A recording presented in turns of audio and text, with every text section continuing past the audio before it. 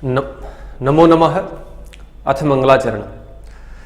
विद्या विवादाय धनं मदाय शक्ति परिशां परिपीडनाय खलस्य साधोरविपरीतमेतत् ज्ञानाय दानाय च रक्षणाय। नमो नमः। मैं पेमाराम कृष्णा अकेडमी अजमेर की यूट्यूब चैनल पर आपका स्वागत करता हूं। पिछले वीडियो में अपन ने संस्कृत भाषा व्याकरण इसके बारे में जाना और आज हम व्याकरण का पहला प्रकरण वर्ण विचार यानी कि संस्कृत की वर्णमाला उसका वर्गीकरण पढ़ेंगे। और संस्कृत की वर्णमाला को बिना माहेश्वर सूत्रों को पढ़े और प्रत्याहार को जाने बिना इनका वर्गीकरण पढ़ना प्रासंगिक नहीं है, इसलिए हम यहां से अपनी बात शुरू करेंगे। माहेश्वर सूत्र पढ़ेंगे, प्रत्याहार कैसे बनाते हैं, फिर माहेश्वर सूत्रों के आधार पर वर्णों का वर्गीकरण पढ़ेंगे, फिर उनका प्रयत्न और उच्चारण स्थान। सीधा सीधा अगर रीट संस्कृत की मैं बात करूं तो ये उच्चारण स्थान अपने कोर्स में है, लेकिन मित्रों उच्चारण स्थान किसका, तो वहां लिखा स्वर और व्यंजनानी। तो स्वर और व्यंजनों का उच्चारण स्थान पढ़ने से पहले, उनको जानने से पहले, उनको सीखने से पहले वो स्वर कितने प्रकार के, कौन कौन से स्वर है, व्यंजन है कौन कौन से, उनको जानना जरूरी है। इसलिए हम उनका वर्गीकरण और उन वर्गीकरण को हम बिना माहेश्वर सूत्रों के नहीं पढ़ सकते, इसलिए हमें प्रत्याहार को भी सीखना पड़ेगा और फिर वर्गीकरण, और फिर इसके साथ एक छोटा सा इससे चैप्टर मिलता ही है उच्चारण स्थान से, इसलिए प्रयत्न भी हम पढ़ेंगे। तो आइए शुरू करते हैं माहेश्वर सूत्र से। एक लंबी परंपरा है, कहते हैं कि नालंदा में जो आचार्य उपवर्ष थे उनका आश्रम था नालंदा आचार्य उपवर्ष।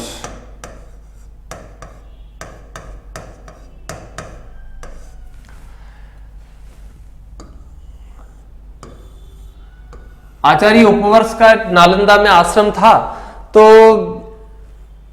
समय के साथ साथ जो है एक ऐसा कथन आता है, अनुष्टुप छंद में लिखा है, अथ कालेन वर्षस्य शिष्य गणो महान भूत तत्रैकः पाणिनीर नाम जड़ बुद्धि तरो भवत। यानी इनके आश्रम में जो है महान शिष्यों की परंपरा में एक समय ऐसा भी आया जहां जड़ बुद्धि पाणिनि जो है उनके शिष्यत्व में, उनके आश्रम में रहे। लेकिन कहते हैं कि पाणिनि जो है इतने जड़ बुद्धि थे कि वो अन्य अपने जो साथी थे उनसे पिछड़ गए सहपाठियों से। तो आचार्य उपवर्ष ने शिक्षण विधियों का प्रयोग करते हुए इनका रेमेडियल टीचिंग और उपचारात्मक शिक्षण भी करा। यानी आचार्य पाणिनि को जो है, आचार्य पाणिनि इनके जो शिष्य थे ना उपवर्ष, इनके शिष्य परंपरा में पाणिनि नाम का एक बालक था जो जड़ बुद्धि था। कैसा था? जड़ बुद्धि। कैसा था जी? बोलो, जड़ बुद्धि। अथ कालेन वर्षस्य शिष्य वर्गो महान भूत तत्रैकः पाणिनीर नाम जड़ बुद्धि तरो भवत। यानी उनकी शिष्य परंपरा में एक जड़ बुद्धि बालक पाणिनि हुआ। तो आचार्य उपवर्ष ने विधि प्रविधि सारे सूत्र अलग से पढ़ाने का उसको खूब प्रयास करा, लेकिन मां शारदा का इनको वरदान नहीं मिला। मां शारदा इनसे रुष्ट थी, इनको घर लौटने की सलाह आचार्य इनके जो है उपवर्ष को देनी पड़ी कि पुत्र तू ऐसा कर और अपने घर लौट जा। क्योंकि पाणिनि, मैंने जैसे पिछले वीडियो में बताया था कि सलातुर से थे, वो लाहौर से थे, और आज का जो पाकिस्तान है वहां से थे। नालंदा बिहार में पड़ता है। हालांकि अप्रासंगिक है उसमें कि इतनी दूर कैसे आए होंगे उस जमाने में, लेकिन अपन जो जितनी जानकारी हो उतनी को अपन काम में लेते हुए जोड़ते हैं। तो उनके गुरु ने कहा कि बेटा तू ऐसा कर, घर लौट जा ताकि अपने पिताजी के खेती के काम में या व्यापार के काम में तू उस काम को सीख। खूब प्रयास करा लेकिन तो सफल नहीं हो रहा है। इसलिए गुरु ने समझाया और दूसरे दिन पाणिनि ने जो है अपना सामान बांधा, पोटली बांधी और चल दिए, प्रस्थान कर दिए।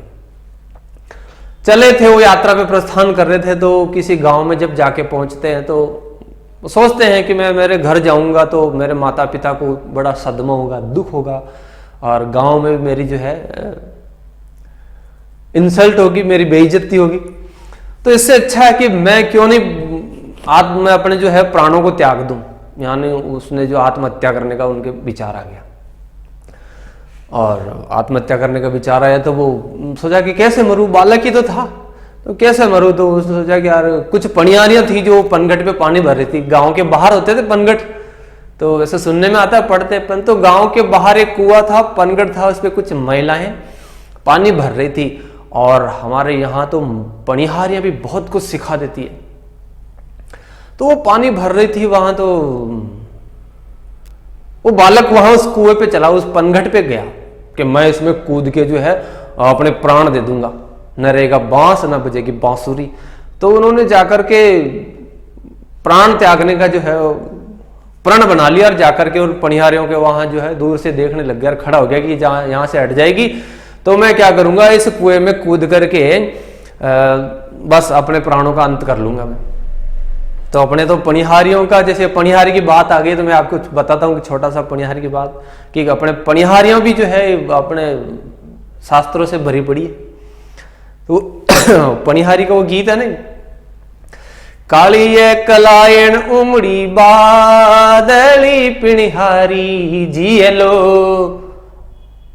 काली कलायन उमड़ी बादली पिनिहारी जियलो, मोटोड़ा छटारो बरस में पाला जो, मोटोड़ा छटारो बरस में पाला जो, काली कलायन उमड़ी बादली पिनिहारी जियलो, हो मिर्गा नेणी जियलो, मोटोड़ा छटारो बरस में बाला जो, सात सहेला मिल झूलणू ये मिर्गा नेणी, मोटोड़ा छटारो बरस में बाला जो। तो जब वो समुद्र में पानी लेने चले जाती है, जब तालाब में पानी लेने चली जाती है, तब एक अर्थालंकार और शब्दालंकार का बड़ा अनूठा और चमत्कारिक है जो है कहते हैं उनके लिए प्रसंग आता है पनिहारी के मामले। सारंग ले सारंग चली जी सारंग पूग्यो आय, सारंग ले ध्यान से समझिए, सारंग ले सारंग चली जी सारंग पूग्यो आय, सारंग ले सारंग धर्या जी सारंग सारंग माय। बड़ी अनूठी और चमत्कारिक प्रसंग है। सारंग ले सारंग चली जी सारंग पूग्यो आय, और सारंग ले सारंग धर्या और सारंग सारंग माय। तो ये पनिहारियां जो है अपने आप में कितना कुछ सिखा देती है। शब्दालंकार और अर्थालंकार का बड़ा अनूठा चमत्कारिक ये उदाहरण हो सकता है। सारंग सारंग, सारंग यानी पनिहारी, सारंग यानी घड़ा, सारंग यानी कपड़े, सारंग यानी बादल, सारंग यानी समुद्र, और सारंग यानी वर्षा। ये ऐसे अनेकार्थी शब्द है। तो सारंग ले सारंग चली, पनिहारी थी, सारंग लेके चली, यानी सारंग यानी पनिहारी, सारंग यानी घड़ा लेकर के सारंग ले सारंग चली, यानी समुद्र की ओर चली, तालाब की ओर चली। सारंग पुग्यो यानी बादल हो गए, बारिश होने लग गई, टिपटिपाट होने लग गई। तो सारंग ले, सारंग ने क्या करा, कपड़े उतारे और सारंग में धरे, यानी घड़े में डाले, घड़े को उल्टा करा, और सारंग सारंग माई जो पनिहारियां थी वो पानी में उतर गई, नदी तालाब में उतर गई। और जैसे ही बरसात बंद हुई और अपने कपड़े अपने सारंग को उठाया, सारंग पहने और सारंग लेकर वापस आ गए। इसलिए कहते हैं काली एक कलायन उमड़ी बादली पिनिहारी जियलो, मोटोड़ा छाटारो बरस में बाला जो। तो मित्रों ये कहानी यही नहीं रुकी। उन पनिहारियों ने उनको, जब वो बालक एक देखा कि ऐसे खड़ा है गुमसुम सा, तो पूछा कि बेटा क्यों खड़ा है। तो उसको पास बुलाया, पुचकारा, उसको पूछा। तो तो उसने बताया, और उसकी नजर कि मैं ऐसे ऐसे हूं। तो उसकी नजर जो कुएं की जो मुंडेर होती है उस जगत पे पड़ी, उस मुंडेर पे, उस पत्थर पे पड़ी जो जगह जगह से कटा हुआ था, घिसा हुआ था। तो उसने सहज प्रश्न करा कि ये कैसे कट गया है पत्थर। तो पणिहारें उसको शिक्षा देती है, उस समय उसके गुरु है वो, और उसको कहती है कि यही नहीं पता क्या आपको, ये तो हम बार बार जब रस्सी इसको नीचे भेजते हैं, रस्सी और कुएं से वापस खींचते हैं, तो बार बार रस्सी के आने से जाने से ये पत्थर कट गया। तो उसको बड़ा ऐसा अचंभा हुआ कि रस्सी से पत्थर कट गया, ये कैसे संभव है। तब लिखा कि करत करत अभ्यास के जड़मति होत सुजान, करत करत अभ्यास के जड़मति होत सुजान, और रसरी आवत जावत से शिल्प पर पड़त निशान। तब से उस बालक को एकदम से जो है उसका मन परिवर्तन हो गया, उसका हृदय परिवर्तित हो गया कि जब रस्सी से एक पत्थर काट सकता है तो मैं क्यों नहीं होशियार हो सकता पढ़ने में। तो आपने देखा होगा पुरानी फिल्मों में जब भी जो है जब उनकी मन्नतें पूरी नहीं होती है किसी की, तो वो जाते हैं मंदिरों में जाकर के ऐसे बहुत माथा पटकने लग जाते हैं, खून आ जाते हैं, वो फिर भगवान प्रकट होते हैं और उनको सारी चीज देते करते हैं, उनकी दुविधाएं दुख दूर करते हैं। तो ये बालक पाणिनि भी अपने गुरु के आश्रम में वापस लौट जाता है, और गुरु के सानिध्य में ही वहां शंकर भगवान की, शिव जी की तपस्या करता है।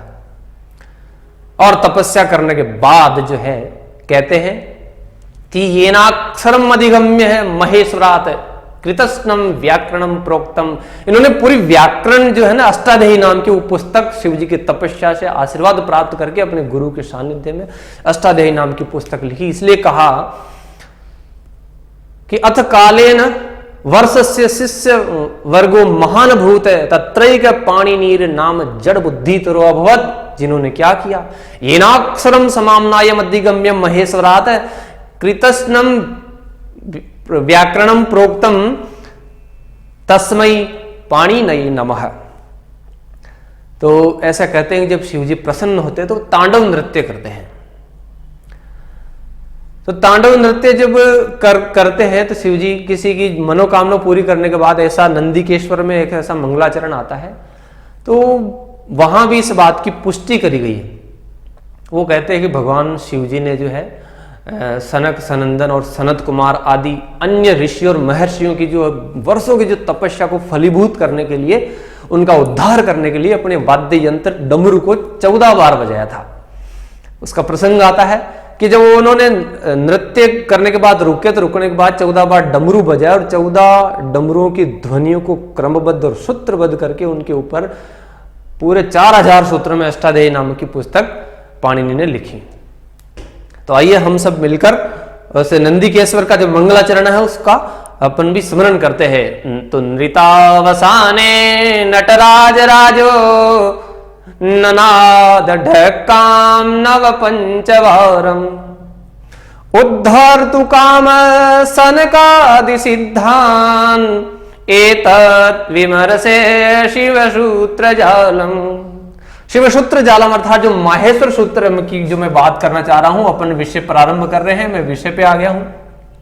यही जड़ बुद्धि बालक पाणिनि जो है शिव जी की तपस्या करके, शिव की तपस्या करके महान वैयाकरणिक और अष्टाध्यायी के प्रणेता बन जाते हैं। तब का प्रसंग क्या है कि नृतावसाने नटराज राजो ननाद ढक्काम नव पंचवारम उद्धर्तु काम सनकादि सिद्धान और एतत् विमर्शे शिव सूत्र जालम। इस प्रकार ये जो शिव सूत्र है उनकी उत्पत्ति हुई 14 बार डमरू बजाने से। और वो सूत्र कौन कौन से हैं, आइए हम उनको जान लेते हैं कि वो जो 14 सूत्र है ऐसे क्या खास बात है उनकी, जिन पर पूरा पाणिनि व्याकरण जो है वो टिका हुआ है। वो सूत्र कौन कौन से हैं, तो आइए मित्रों एक एक करके हम उन सूत्रों को जान लेते हैं। तो सबसे पहला सूत्र उसमें जो है, जो डमरू की ध्वनि से निश्रित हुआ, वो पहला सूत्र है अ ई उ ण। तो अ ई उ ण। दूसरा सूत्र है री लृ क, रिलृक। तीसरा सूत्र है ए ओंग, ए ओंग। चौथा सूत्र है आई औच, आई औच। पांचवा सूत्र है हयवरट, ह य व र ट, हयवरट। छठा सूत्र है लण, और सातवां सूत्र है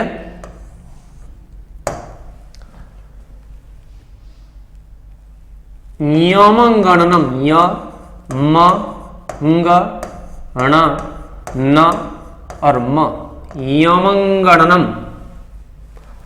आठवां सूत्र है, आठवां झभय, झ भ य, झभय।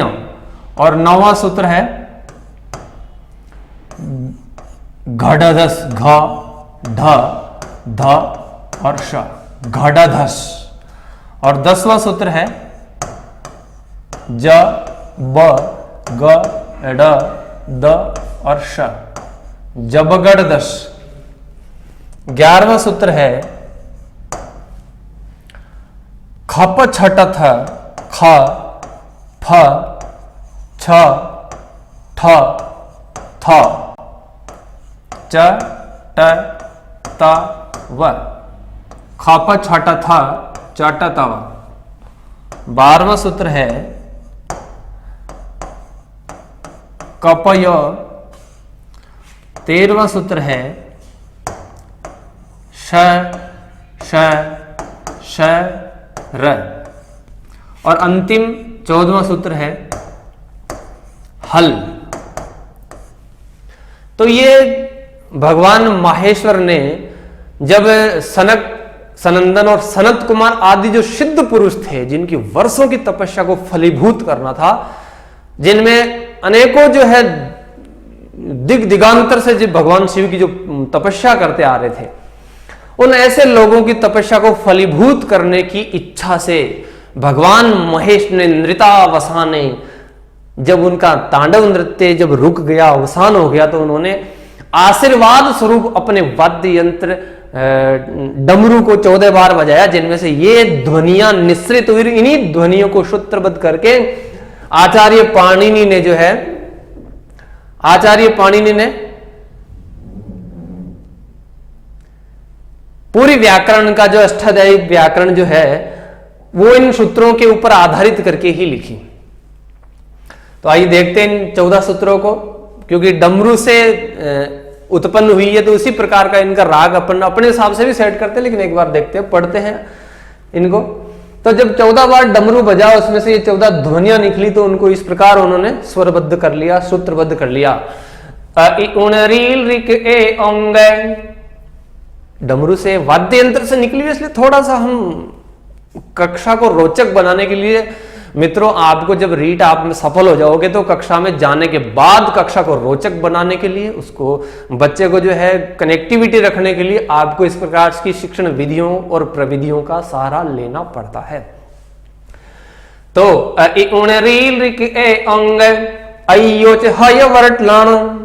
यम गणनं झबय घड़दस जब गणदस खप छटत चटतव कपय शशर हल कपय शशर हल उणरील रिक ए अंग अयोच हय वरट लाणो यम गणनं झबय घड़दस जब गणदस खप छटत चटतव कपय शशर हल कपय शशर हल।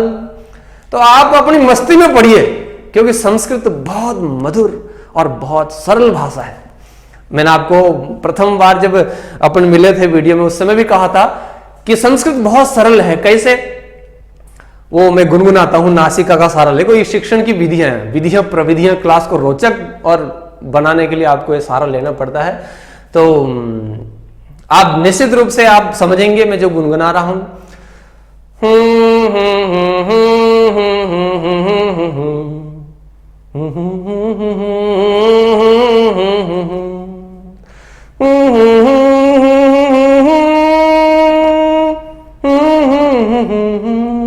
आप निश्चित रूप से समझ गए, लेकिन मैं बताना चाह रहा था, मेरा मंतव्य कुछ और था। आपको अट्रैक्शन कर दिया, लेकिन मेरा मंतव्य भी सुन लीजिए कि संस्कृतम संस्कृतम सुभाषितम अति सरलम ऐसा भाषा सुमधुरा कोमला अति कमनीया मधुर मंजूला संस्कृतम संस्कृतम सुभाषितम अति सरलम बेजाहि शोरी। तो बहुत सरल है। आपको लग रहा होगा कि सर ये क्या कर दिया आपने। कुछ नहीं, मैं माहेश्वर वर्णमाला पढ़ा रहा हूं आपको, भगवान महेश से प्राप्त हुआ आशीर्वाद है और इस आशीर्वाद को आपके साथ बांट रहा हूं मित्रों। तो ये आप चाहे तो इसको अपनी मस्ती में कोई और राग भी दे सकते हैं। ऊण रील रिक एंग अयो च हयवरट लणयम गणनम जभय गड धस जब गण दस खफ छठत चट तव कपय ससर हल। तो आप अपने चाहे जिस राग में इनको सेट कर सकते हैं। आनंद के साथ आपको ये याद हो जाना चाहिए मित्रों, मेरा निवेदन है। यहां से अगर आप एक एक क्लास को स्टेप बाय स्टेप जोड़ते गए तो मैं आपके आत्मविश्वास को बढ़ा सकता हूं। मैं आपको 100% गारंटी दे सकता हूं इस बात की कि आपको अन्यत्र कहीं भटकने की जरूरत नहीं है। आप अपने से ज्यादा हमारे ऊपर विश्वास करिए तो आप निश्चित रूप से सफलता को प्राप्त करेंगे। कैसे, मैं इस बात को पुष्टि के लिए आपको उदाहरण देता हूं। कई लोग जो ऐसे हैं, या तो कई लोग मेरे जो वीडियो देख रहे हैं वो खुद संतान के पिता है, तो कई बार मैं घर में आप कहते हो कि छोटा बच्चा है ना, हम उसको ऐसे उछालते हो तो वो हंसता है, डरता नहीं है, क्योंकि उससे खुद के ऊपर विश्वास नहीं है, आपके ऊपर विश्वास है। आत्मविश्वास से ज्यादा उसको आप पर विश्वास है कि मुझे मेरे पापा, अंकल, चाचा, भैया गिरने नहीं देंगे, इसलिए वो हंसता है। जब उसको उछालते हैं तो वो हंसता है। इसलिए आप आत्मविश्वास से ज्यादा अगर विश्वास करेंगे तो निश्चित रूप से हम आपके विश्वास पर खरा उतरेंगे। तो आइए देखते हैं इनका क्या उपयोग है, इनको कैसे काम में लेना है, क्या इनका जो है उपयोग है, इनको कैसे हम काम में लेंगे। तो दोस्तों इनके लिए कहा है कि ये सब माहेश्वर सूत्र है। तो कहा इति माहेश्वराणी सूत्राणी। क्या कहा? इति माहेश्वराणी सूत्राणी।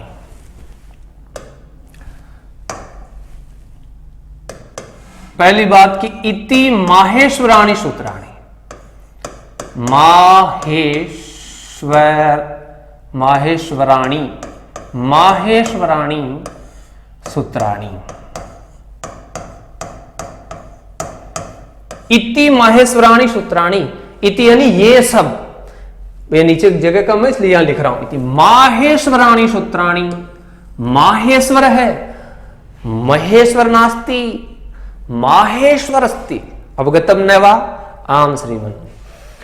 महेश्वर सूत्र नहीं है, माहेश्वर सूत्र है, क्योंकि महेश्वरात आगतानी इति माहेश्वराणी सूत्राणी। जो भगवान महेश से प्राप्त हुए हैं, संतानार्थ में माहेश्वर हो गए, तो माहेश्वराणी सूत्राणी, ये सब माहेश्वर सूत्र है। फिर दूसरी बात इनके बारे में कही कि क्यों, क्या करें, इनका माहेश्वर सूत्र है तो हमें तो इनसे मतलब नहीं है, हमें तो रीट में बस संधि समास प्रत्योपसर्ग वो आ जाना चाहिए। नहीं, तो फिर कहा कि अनादि संज्ञार्थानी, ये किस काम में आएंगे? तो बताया कि अनादि संज्ञा बनाने के काम में आएंगे। क्यों पढ़े? क्या मैंने आपको केवल संज्ञार्थानी, केवल राग सुनाने के लिए, आपका मनोरंजन करने के लिए नहीं लिखा, नहीं पढ़ा है।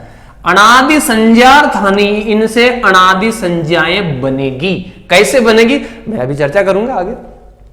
तो दूसरा इनका ये माहेश्वर सूत्र है। क्या उपयोग है? अनादि संज्ञार्थानी, इनसे अण आदि संज्ञा बनती है। जैसे ये ए और न को जोड़ा तो अनादि संज्ञा बनती है, प्रत्याहार बनाते हैं इनसे। फिर तीसरा कहा, तीसरी बात इनके बारे में कहा, एसाम मंत्या इत है। एसाम मंत्या इत है।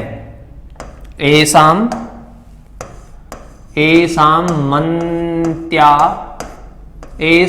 मंत्या इत है। इसका मतलब क्या हुआ? एसाम यानी इन सब के षष्ठी बहुवचन, अंत्या यानी अंतिम वर्ण, इत है यानी इत नाम वाले हैं। ये काम की बात है दोस्तों। इनके अंतिम जो है, एसाम यानी इन महेश सूत्रों के, अंत्याम यानी अंतिम, इत है, जितने भी जो अंतिम वर्ण है इनमें वो सब इत संज्ञक वाले हैं। देखो सबकी मैंने जो हलंत कर रखा, सबको हलंत कर रखा है, देखिए ये सब हलंत है, तो इनकी इत संज्ञा होती है। 14 सूत्रों में जो 14 वर्ण है वो इत संज्ञक है, इत नाम वाले हैं, ठीक है।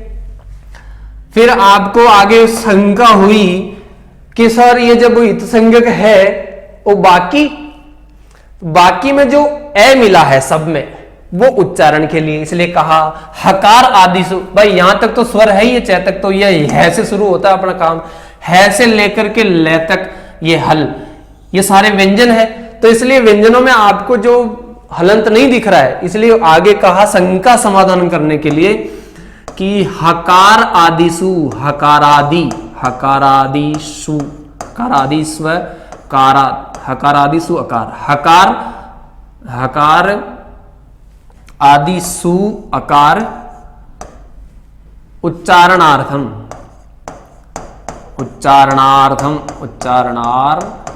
उच्चारणार्थम। फिर कहा कि आपको जो है हकार आदि में जो अकार मिला हुआ है, हकार का मतलब है से शुरू होने वाले, आदि मतलब शेष जो भी है ये व र ल ये मंगण न झ भ घ ढ ध ज भ घ ढ ध, ये सारे जितने भी व्यंजन है उनमें जो है ना हकार आदि शु, यहां से तोड़ेंगे यण संधि करेंगे तो सु, यहां से ए निकलेगा अकार। यानी हकार आदि में अकार किसके लिए है मित्रों? उच्चारण करने के लिए है, केवल उसमें ए मिला हुआ नहीं मानना है। वो कैसे, अभी जब हम संज्ञा बनाएंगे तो सब समझ में आ जाएगा। लेकिन एक विशेष बात क्या है, वो ये कह रहा है कि लण मध्य त्वित संज्ञक है। लण मध्य यानी जो छठा सूत्र है मित्रों, लण मध्य, ये जो छठा सूत्र है इसके जो लय में जो ए है लण मध्य, तू इत संज्ञक है, तू इत संज्ञक है, वो इत संज्ञक है। वो क्या है? वो इत संज्ञक है, इनकी तरह है वो, यानी जो 14 वर्णन है उनकी तरह है। कौन सा? इस लय में जो ए है लण मध्य, यानी लय जो सूत्र है उसके बीच में जो ए है वो इत संज्ञक है, वो उच्चारण के लिए नहीं है। लय में जो ए है वो केवल, वो क्या है? वो संज्ञक है। इनके जैसे बाई जो 14 अक्षर है उनके जैसे वो भी, यानी संज्ञक वर्ण 15 कर दिए इसके हिसाब से। और बाकी है जो है ना, बाकी सब में वो उच्चारण करने के लिए है।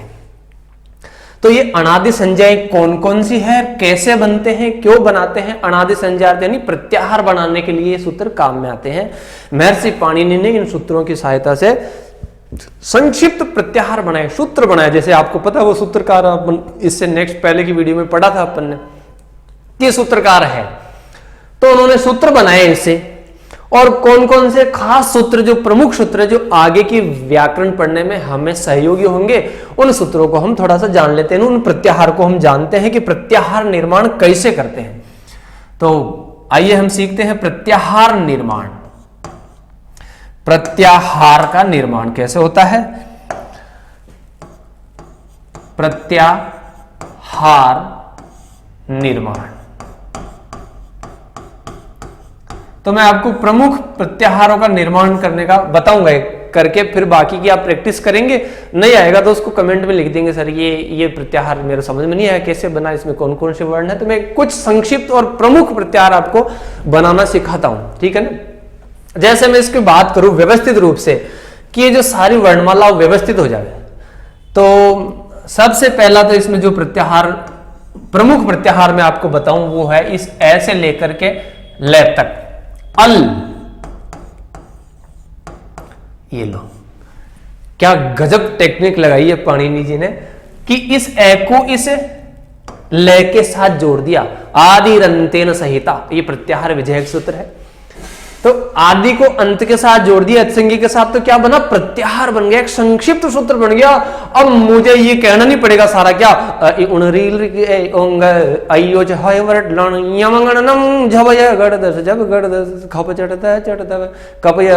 हल, इतना समय मुझे नहीं लगाना पड़ेगा मित्रों, इतनी लंबी बात मुझे नहीं कहनी पड़ेगी। मैं कह दूंगा अल, इसका मतलब यहां से यहां तक सारे जो वर्ण है वो कौन कौन से, इत्संज्ञक को छोड़ना प्रत्याहार की विशेष बात। ये जो इत्संज्ञक करी ना 14 वर्णों की, ये क्यों करी, ऐसा मनता इत है, वो इसलिए करी कि इसके अंदर नहीं लेने। तो आप बताओ अल के अंदर क्या आएगा, ए ई उ री द्री ए ओ ऐ औ है य व र ल य म ग न न झ भ घ ढ ध ज ब ग ड़ द ख प छ ठ च ट त क प श श स और है। इसका मतलब क्या हो गया, अल का मतलब मैं सीधा और शॉर्ट में लिख दूं वर्णमाला। अल का मतलब हो गया वर्णमाला, आपकी संपूर्ण वर्णमाला इसके अंदर आ गई, यानी स्वर और व्यंजन दोनों आ गए।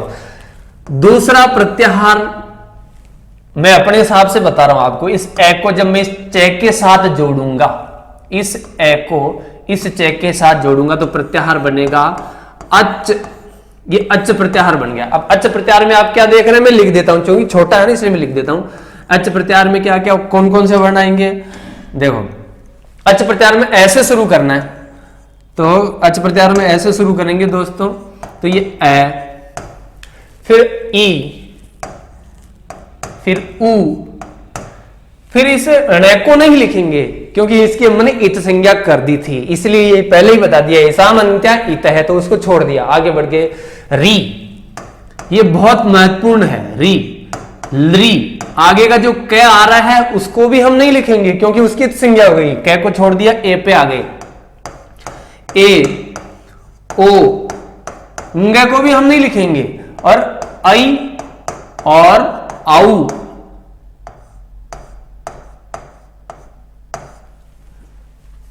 ये नो हो अच्छ हो गए, नो स्वर हो गए, ए ई उ री ली ए ओ औ औ, 1 2 3 4 5 6 7 8 9, तो ये अच कहने, मुझे इतना कहना नहीं पड़ेगा, बस अच बोल दिया मैंने, अच बोल दिया तो इसका मतलब है सारे स्वर इसमें समाहित हो गए, यहां से लेकर के यहां तक, तो ये सूत्र हो गया, अच प्रत्याहार हो गया। संक्षिप्त कथन होता है प्रत्याहार, अच।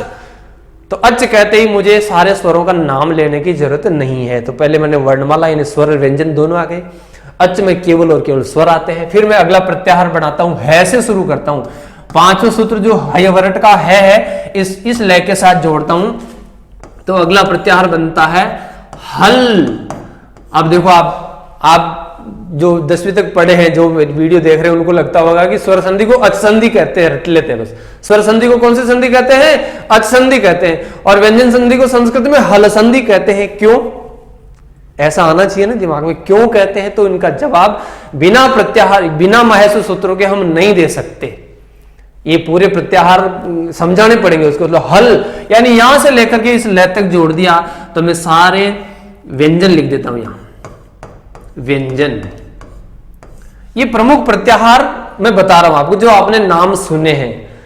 अब प्रत्याहार की मैं बात करूंगा संक्षिप्त रूप से कि कैसे बनाते हैं प्रत्याहार, कैसे प्रत्याहार बनाते हैं। तो मैं इसको थोड़ा सा यहां से हटा देता हूं, आपने स्क्रीनशॉट ले लिया होगा, अब ठीक है।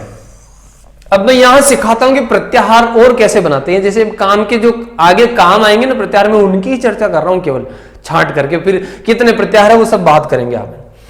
फिर आगे प्रत्याहार ये सारे आपने सुने पढ़े, फिर अब शुरू करते हैं अपन संक्षिप्त छोटे छोटे प्रत्याहार की कौन कौन से हैं, ताकि आपको बनाना सीख जाओ आप। सबसे पहले अगर अपन लेते हैं तो प्रत्याहार बनने में अण प्रत्याहार की बात करता हूं। अण प्रत्याहार यार ये ए और ये अण है, यानी इन दोनों के बीच के आदि अंतेन सहहिता, तो आदि से शुरू करना है, ए है तो ऐसे शुरू करना, तो इसमें सबसे पहले आ जाएगा ए, फिर ई, फिर ऊ, और बस ये इतना ही, खड़ी पाई खींच दो, अण को नहीं लिखना है, तो ये आपका अण प्रत्याहार बन गया। ऐसे ही और महत्वपूर्ण प्रत्याहार जो अपने आगे काम में आने वाले हैं, इक प्रत्याहार, बहुत सरल है मित्रों, बहुत सरल है। 10वीं के बाद में क्या आपने कभी पढ़ी नहीं तो भी समझ में आ रहा, आपके सामने है ना सारा, इसको याद कर लो, जैसे उठा उठा के देख लो। तो एक ये रहा आपका ई, यहां से शुरू करा आपके बारे में दूसरा नंबर का जो वर्ण है, और इस कै के साथ जोड़ा। तो जब आपको ये याद हो जाएगा ना, तो आप अपने आप इसका मतलब निकाल लेंगे आप।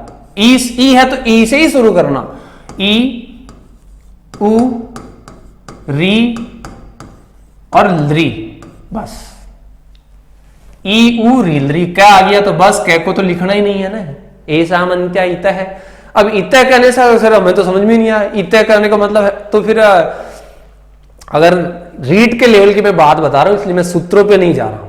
वो सेकंड ग्रेड का और फर्स्ट ग्रेड का विषय हो जाएगा, फिर मैं कहूंगा ऐशाम अंत्या इत है, फिर कहेंगे कि इत क्या होता है, तो फिर हलंत्यम क्या होता है कि जो उपदेश में जो चीजें कही है उनके जो अंत में जो वर्ण होते हैं वो इत्संज्ञक होते हैं। फिर कहा कि इत किसे कहते हैं, तो फिर मैं कहूंगा हलंत्यम के बाद में कहूंगा कि अदर्शनम लोप है, कि वहां दिखाई देते हुए भी नहीं देखना, इसको दिखाई दे रहा मुझे पता है कि इक प्रत्याहार में ई से ई कैतक लिखना, लेकिन नहीं लिखना है। क्यों? अदर्शनम लोप है।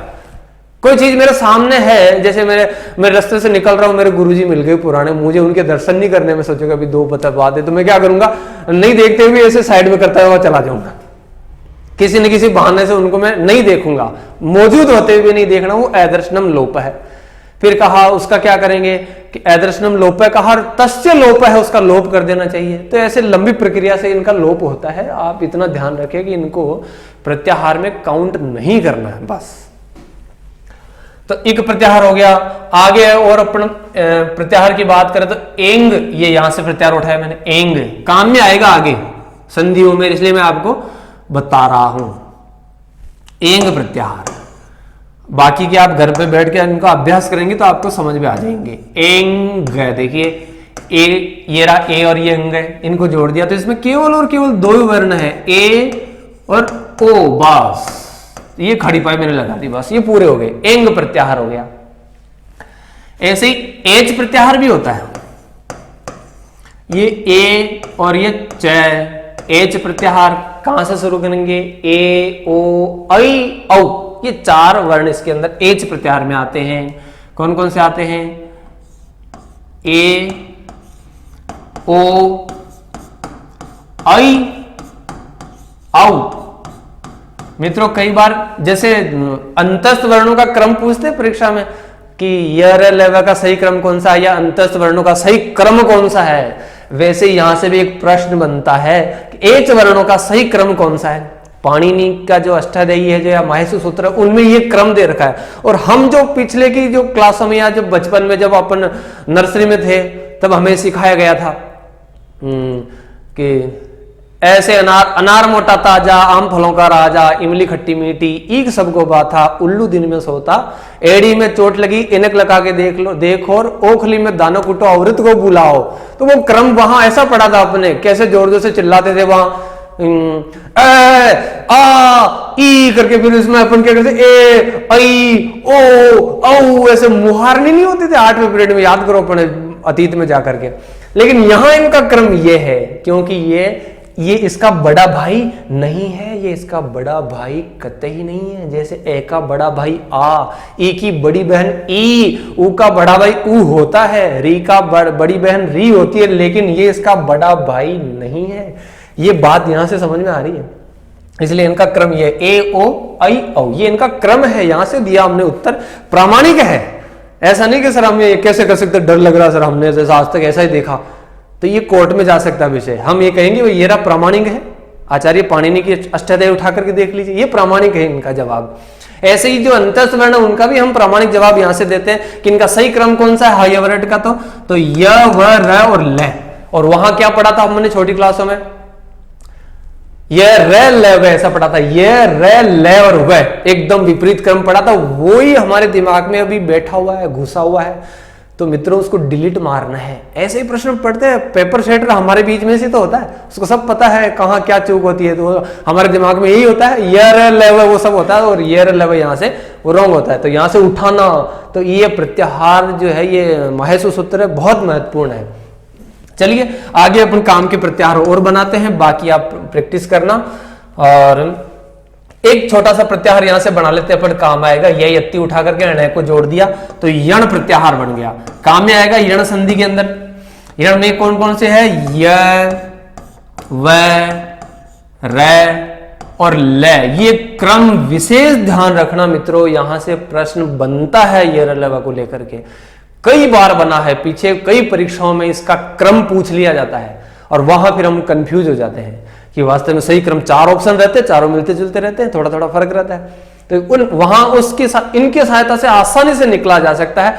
माइंड में सूत्र याद कर लो, हयवरट लण, अपने आप क्रम पता रहेगा कौन सा है। अब इनकी खास बात ध्यान देना यहां, अब क्या करना है, ये मैंने लिख दिया लेकिन ये गलत है। ऐसा क्यों?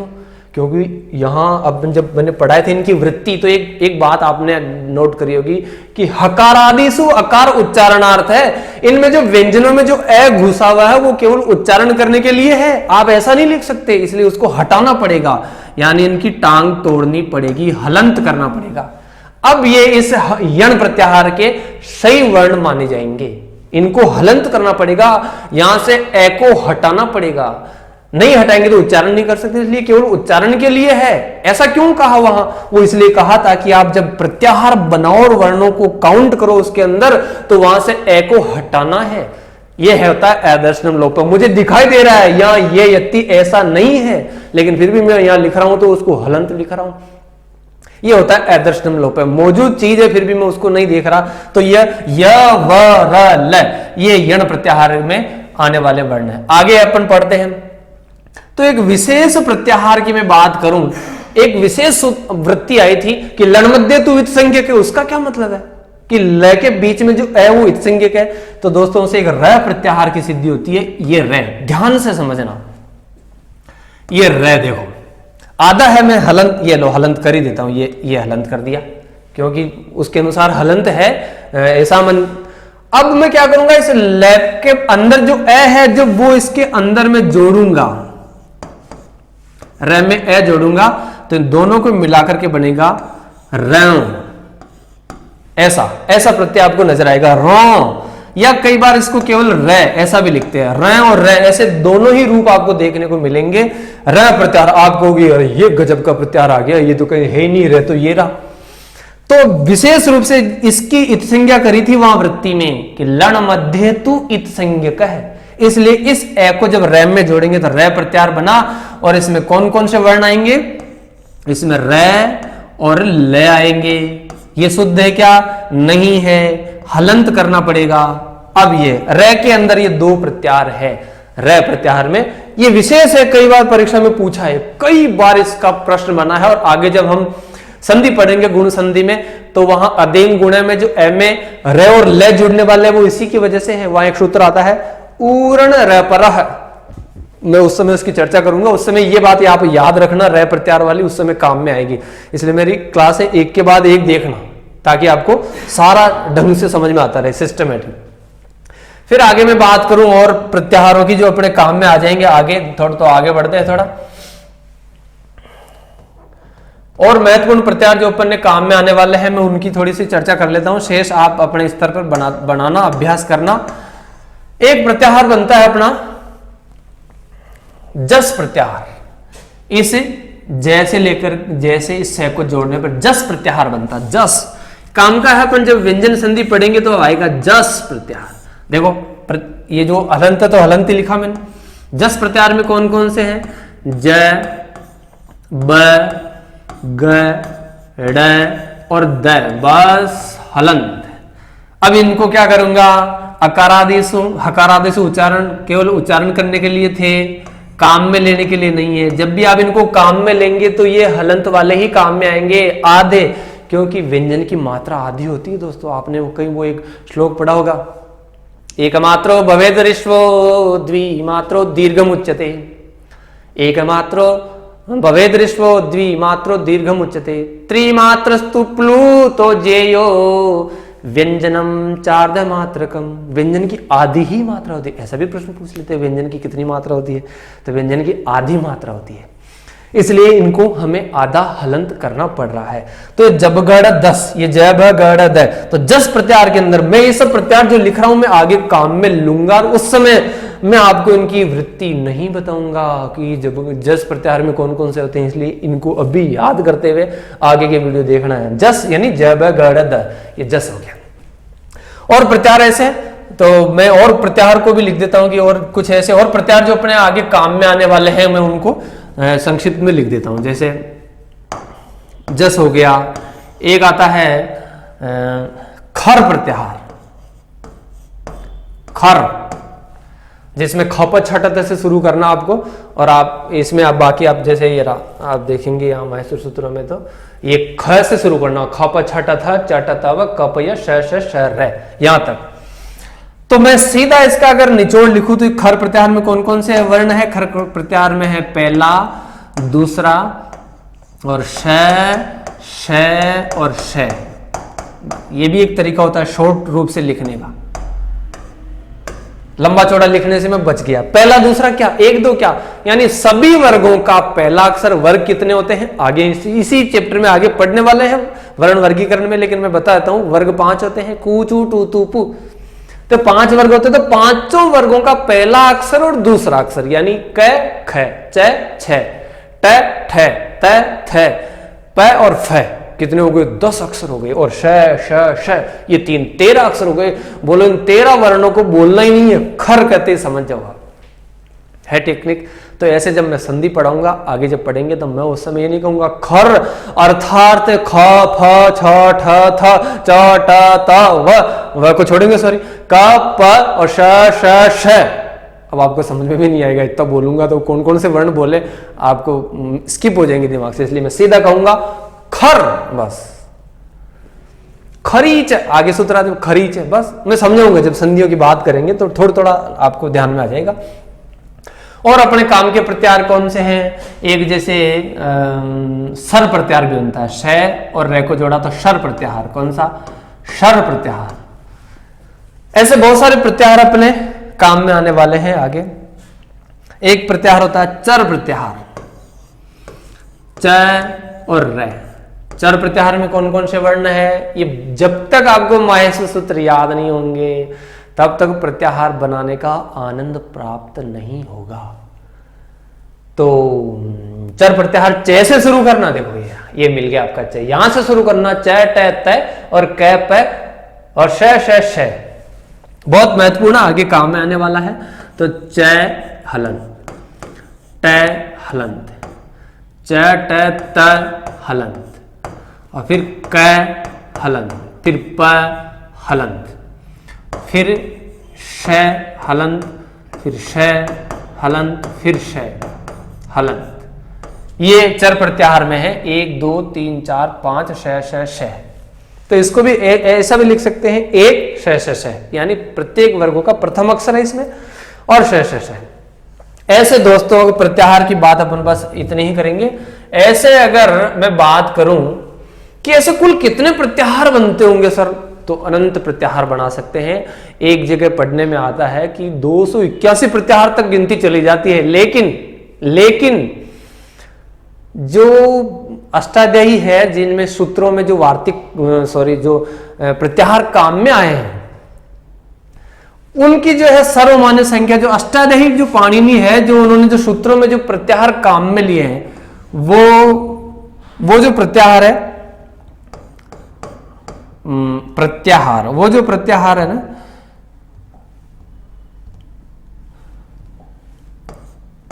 प्रत्याहार देखो जो काम में लिए हैं, है ना, उपयोगी प्रत्याहार ऐसा कह सकते हैं, तो वो कितने हैं? 42। यहां से प्रश्न बनता है, second grade, first grade, read, बहुत सारे प्रश्न बने हैं यहां से कि प्रत्याहार कितने, उपयोगी प्रत्याहारों की संख्या 42 है। जो पाणिनि के जो सूत्र है उनमें 42 प्रत्याहार उपयोग में लिए गए हैं, तो ये 42 है।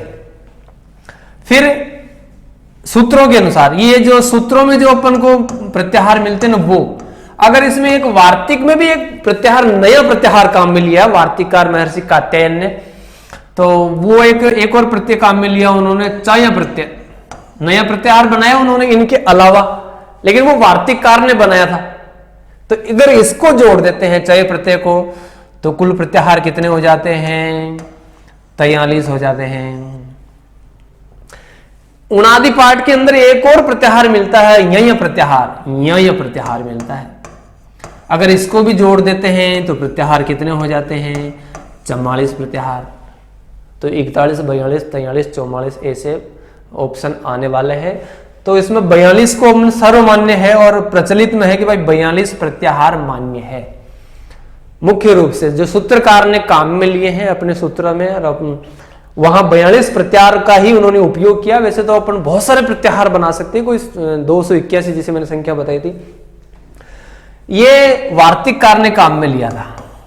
ये जो है ना, एक वार्तिक के अंदर नया प्रत्याहार बनाया और ये उणादि पाठ के अंदर आता है। उणादि पाठ एक विशेष जानकारी मैं आपको देता हूं, अगर कोई सेकंड ग्रेड वाला या संस्कृत वाला भी देख रहा होगा 10th के अलावा, तो मैं आपको बता दूं कि जो अष्टाध्यायी ये पंचांग व्याकरण है। यानी उन्होंने सूत्र पाठ के साथ धातु पाठ भी किया, गण पाठ भी किया, उणादि पाठ भी किया। ये उणादि आया ना इसलिए बता रहा हूं। और लिंगानुशासन, ये 5 अंग है माहेश्वर इनके अष्टाध्यायी व्याकरण के, इसलिए उनको पंचांग व्याकरणिक बोला जाता है। महर्षि पाणिनि को सूत्र पाठ किया, सूत्र पाठ, गण पाठ, धातु पाठ, उणादि पाठ, लिंगानुशासनम। तो ये तो सूत्र पाठ के अंदर आए 42।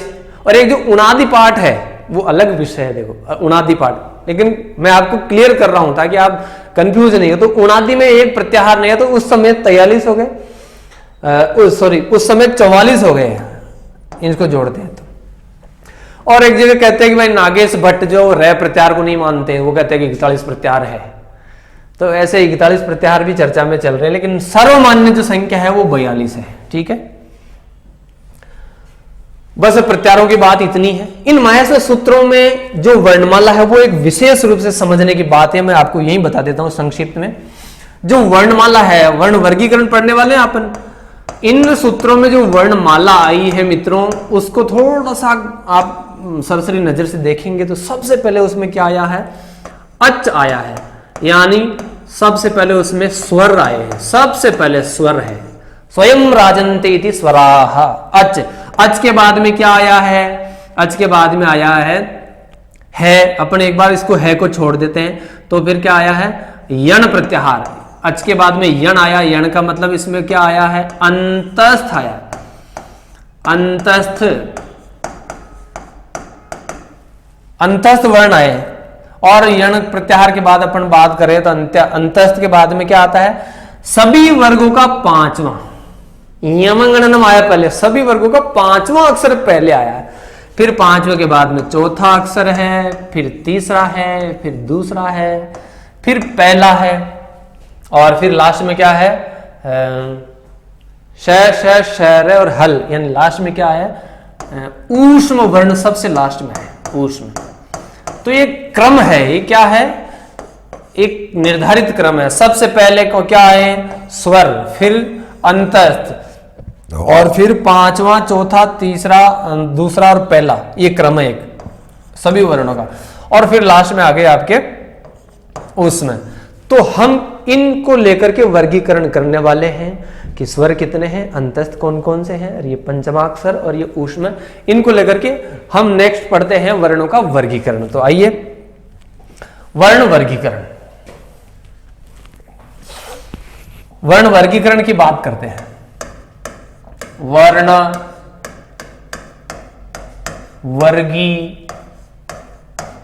वर्गीकरण, वर्ण वर्गीकरण ये किसके आधार पर करेंगे? जो अभी माहेश्वर सूत्र पढ़े हैं उनके आधार पर ही हम वर्णों का वर्गीकरण करेंगे कि स्वर कौन कौन से, व्यंजन कौन कौन से हैं।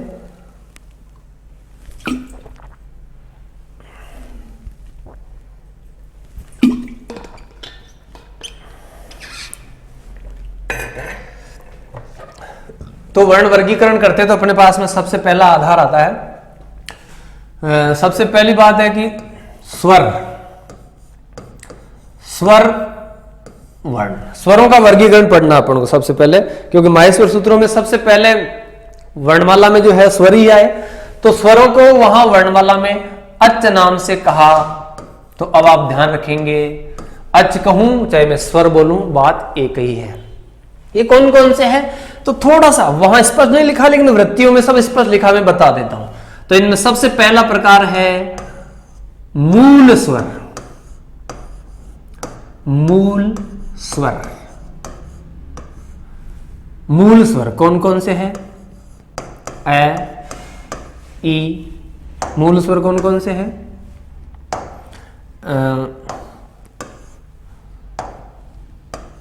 ई, उ, री और ली। इनको मूल स्वर कहते हैं। अगर मैं प्रत्याहार की भाषा में बात करूं तो क्या कहूंगा? ऐसे कब तक जोड़ दूंगा तो मैं कहूंगा इक। मूल स्वर, मूल स्वरों को क्या कहा? इक। देखो प्रत्याहार की भाषा में संक्षेप में हो गया ना। तो ये मूल स्वर है। यहां से प्रश्न बनता है मूल स्वराः कति सन्ति। तो ये उत्तर आपके सामने है। मूल स्वरा अ, ई, उ, री, लृ। बहुत बार प्रश्न बना और सहज सामान्य प्रश्न है। मूल स्वराः कति सन्ति, तो ये 5 है। मूल स्वराः कानि कानि सन्ति एवं, ऐसा प्रकार ऐसा भी पूछ सकते हैं। मूल स्वरों को अक बोलते हैं और इनको ह्रस्व स्वर भी बोलते हैं, ह्रस्व स्वर। तो अब मूल स्वर हो गए। उसके बाद में मैं बात करूं दूसरा प्रकार दीर्घ स्वर। दीर्घ या संधि स्वर या संयुक्त स्वर। संयुक्त संधि स्वर कौन कौन से? ए में जब ए जोड़ेंगे तो दीर्घ बन जाएगा। संधि स्वर क्या है? इन मूल या ह्रस्व स्वरों को जब आपस में जोड़ देंगे तो इनका दीर्घ बन गया आ। जब ई में ई जोड़ेंगे, ध्यान से समझना, तो ई बनेगा, ये दीर्घ है।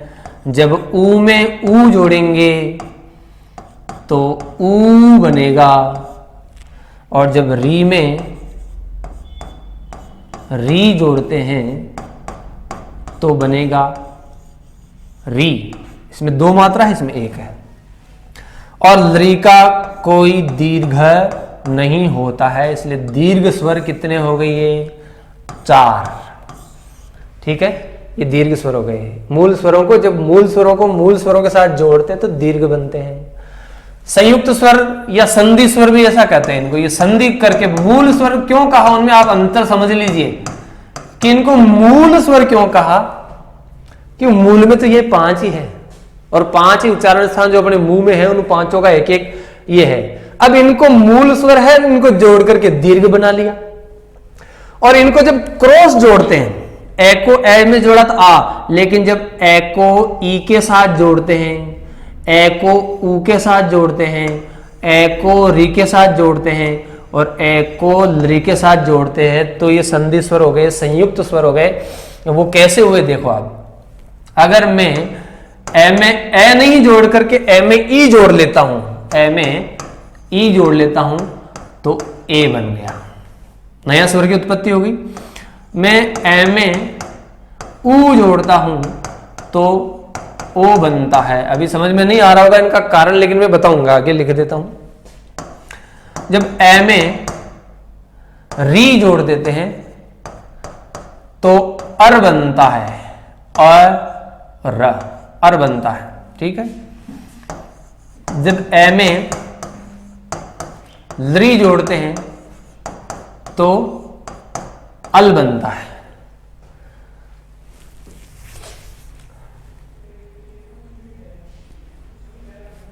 लेकिन ये तो अपने महसूस सूत्रों में है नहीं, तो मैं इनको थोड़ा सा हटा देता हूं यहां से। अभी ये महसूस सूत्रों में नहीं है, ये है। फिर जब इस ए में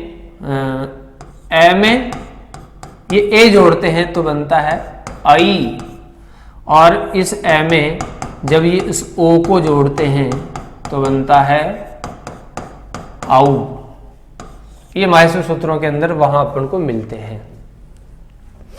तो ये उत्पत्ति के आधार पर ये स्वरों के 2 भेद हो गए, मूल स्वर और संधि स्वर कहेंगे। दीर्घ स्वर ये दीर्घ है चारों, और ये चारों भी दीर्घ है, ये और ये चारों भी दीर्घ है। इनको संधि स्वर भी कहते हैं, संयुक्त स्वर भी कहते हैं और दीर्घ स्वर भी कहते हैं। तो संख्या की मैं बात करूं तो मूल स्वर कितने हो गए? मूल स्वर हो गए 5, दीर्घ स्वर हो गए 8। दीर्घ स्वरों की मैं बात करूं तो कितने हो गए? दीर्घ। और जब अच और स्वरों की मैं बात करूंगा तो वहां तो 9 ही थे अच प्रत्याहार में तो, लेकिन ये 8 और 5 13 स्वर हो गए। ये 13 स्वर हो गए। आगे मैं और बात करूंगा तो इनके और प्रकार बढ़ जाते हैं। तो मूल रूप से आप इनको ह्रस्व स्वर भी बोलते हैं, मूल स्वर को ह्रस्व स्वर भी बोलते हैं, ह्रस्व ह्रस्व ह्रस्व भी बोलते हैं, अक भी बोलते हैं, मूल भी बोलते हैं, इनको दीर्घ संयुक्त संधि स्वर भी बोलते हैं। ये 8 हो गए। कैसे बने वो सब सारा मैंने बता दिया। एक प्रकार से इनका और वर्गीकरण अपन कर लेते हैं, आगे बढ़ते हैं। एक प्रकार से इनका वर्गीकरण और कर लेते हैं। वो क्या है कि ह्रस्व ह्रस्व दीर्घ और प्लुत। ह्रस्व दीर्घ प्लुत, ये 3 भेद और होते हैं स्वरों के। ह्रस्व में कौन कौन से आते हैं? ए, ई, उ, री और ली। कितने हो गए? 5। दीर्घ दीर्घ कौन कौन से होते हैं? आ, ई, उ, री। लरी का दीर्घ नहीं होता है। ए,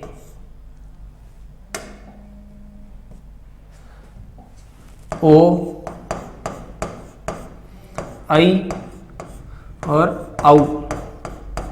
कितने हो गए? 8।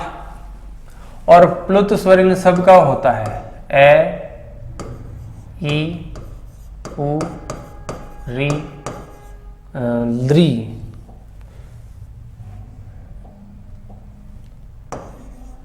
ली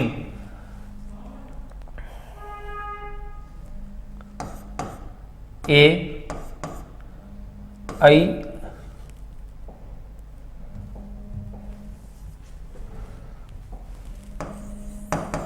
ओ, आई और औ। तो प्लुत की पहचान क्या है? प्लुत जो होता है वो 3 मात्रा होता है। ये इसके पीछे 3 लिखा हुआ रहता है।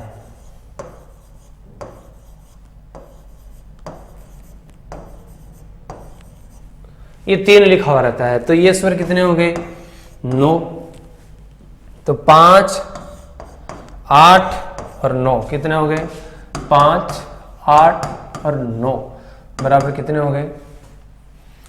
13 और 9 22 हो गए।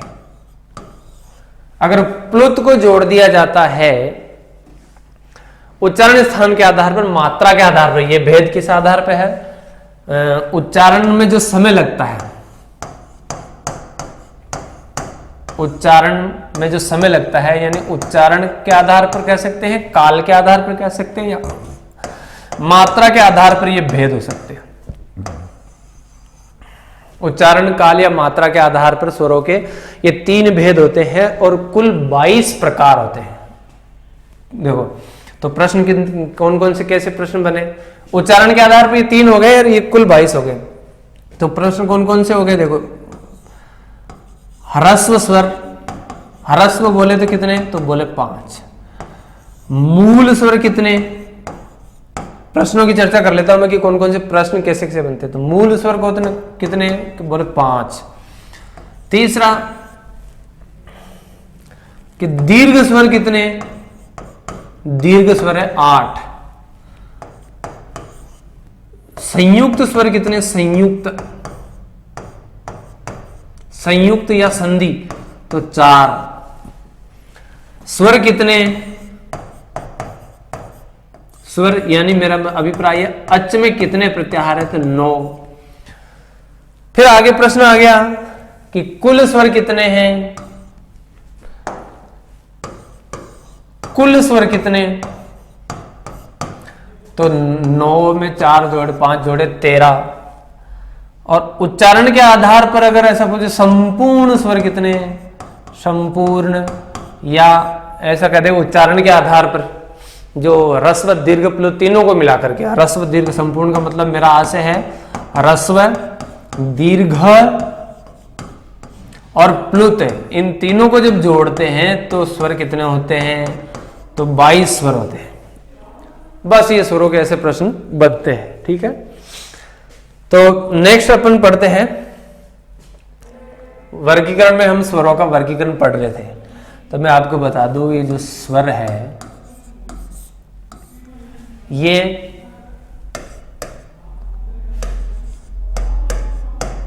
ह्रस्व, दीर्घ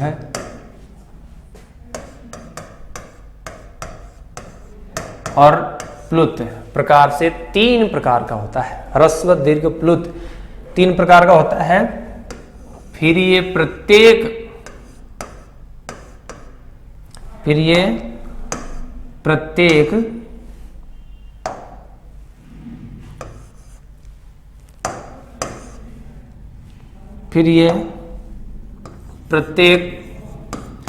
उदात्त, अनुदात्त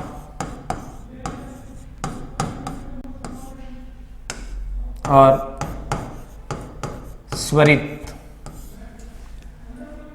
स्वर, ह्रस्व, दीर्घ, प्लुत, ये प्रत्येक ह्रस्व, दीर्घ, प्लुत 3 प्रकार का होता है।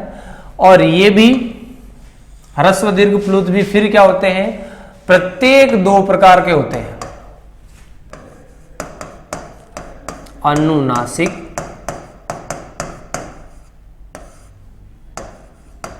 अनुनासिक।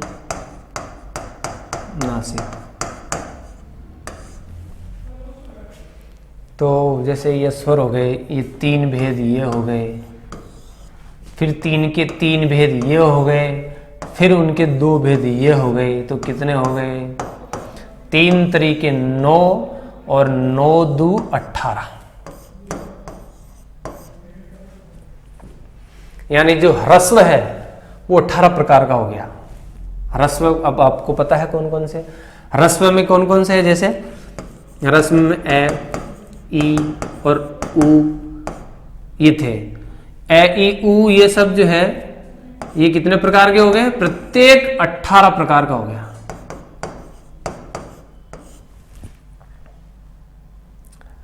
लृ भी 18 प्रकार का, इसमें लृ भी लिख सकते हैं अपन कि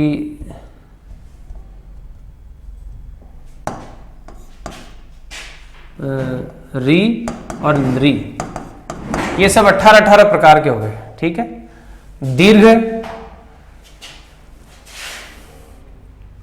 ये सारे ह्रस्व जो है ना ये आ गया आपके।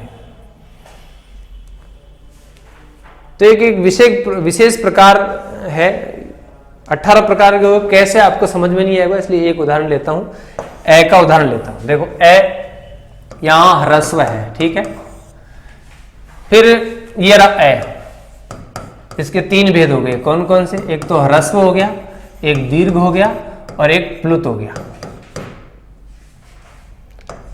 ठीक है, प्रत्येक जो ह्रस्व स्वर वो 18 प्रकार का कैसे हो, थोड़ा सा बता दो। ये वो स्वर है, ह्रस्व, दीर्घ, प्लुत से 3 प्रकार का हो गया। फिर ये प्रत्येक 3 प्रकार का है, उदात्त, अनुदात्त और स्वरित। ये भी 3 प्रकार का है और ये भी 3 प्रकार का है।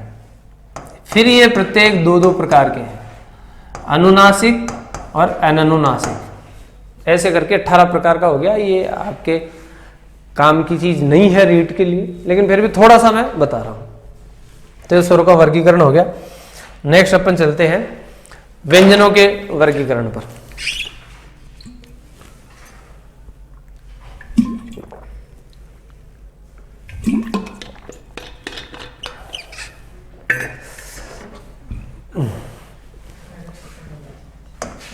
व्यंजनानि, व्यंजनानि 2 प्रकार के होते हैं, वर्गीय और अवर्गीय। अवर्गीय, वर्गीय कौन कौन से होते हैं, जिनमें वर्ग बनते हैं, यानी 5 वर्णों का एक समूह है जो वो वर्ग कहलाता है। तो इसमें वर्गीय में कौन कौन से हैं, कु, चु, टू, तु और पु। कुचुटुतुपु यानी क वर्ग, च वर्ग, ट वर्ग, त वर्ग और पू का प वर्ग।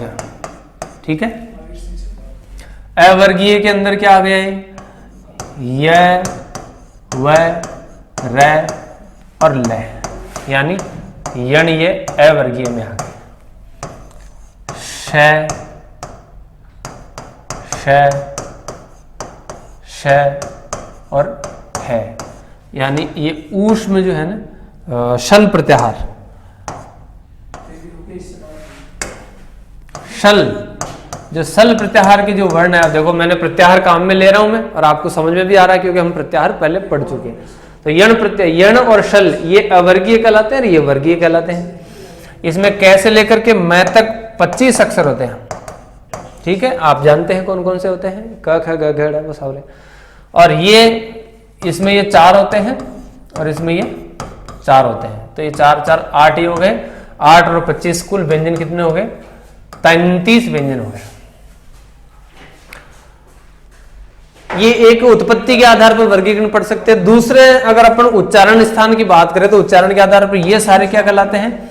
स्पर्श कहलाते हैं। ये सारे कैसे लेकर के मैं तक, कादयो मावसाना स्पर्शा, स्पर्श कहलाते हैं। कैसे लेकर के मैं तक, यानी कितने हो गए? कैसे लेकर के 25 हो गए। ये कैसे लेकर के मैं तक, प्रत्येक में 5 और 5 25 हो गए। इसी यण को उच्चारण के आधार पर अपन यानी यर लव, इनको अपन अंतस्थ बोलते हैं। अंतस्थ, अगर उच्चारण में बात करें तो अंतस्थ यानी वायु अंदर से एक्स्ट्रा वायु खर्च होती है। अंतस्थ है, इसके 2-3 कारण है इसको अंतस्थ कहने के लिए। ये माहेश्वर सूत्रों के बीच में है इसलिए भी अंतस्थ कहते हैं। और उच्चारण करने में भी इनका जो है अंदर से थोड़ा ताकत से वायु आती है इसलिए इनको अंतस्थ बोलते हैं। इनमें रगड़ लगती है, घर्षण होता है, गर्मी पैदा होती है, इसलिए उसको ऊष्म बोलते हैं। इन सब 4 वर्णों को ऊष्म बोलते हैं। व्यंजनों के बारे में यही जानकारी पर्याप्त है। नेक्स्ट अपन पढ़ते हैं कि अब इनके अलावा जो बच गए वो क्या है? अयोग वाह, अयोग वाह। तो अयोग वाह कौन कौन से हैं? तो कहा कि पहला अयोग वाह है अनुस्वार। इसका क्या नाम है? अनुस्वार। फिर दूसरा कहा विसर्ग, ये विसर्ग है। फिर तीसरा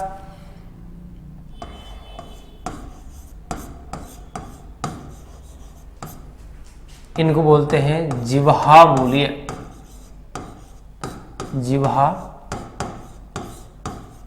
जिह्वा मूल्य। फिर आगे बात करें तो प और ये फ, इनको बोलते हैं उपधमानीय, उपधमानीय। तो अयोगवाह कितने हो गए? 4 हो गए। उच्चारण के आधार पर अपन भेद करें तो इसका नासिका है उच्चारण, आगे हालांकि पढ़ने वाले हैं, और इसका कंठ है। तो ये 4 अयोगवा हो गए। अयोगवा क्यों कहते हैं? कि इनका जो माहेश्वर सूत्र में है उनका कहीं योग नहीं है उनमें, इसलिए इनको अयोगवाह कहें। तो ये 4 हो गए। नेक्स्ट अपन पढ़ते हैं, ये वर्गीकरण हो गया सारा। तो स्वरों का 3 वर्णों का 3 प्रकार से वर्गीकरण अपन ने पढ़ा, स्वराहा, व्यंजनानि और अयोगवाहा।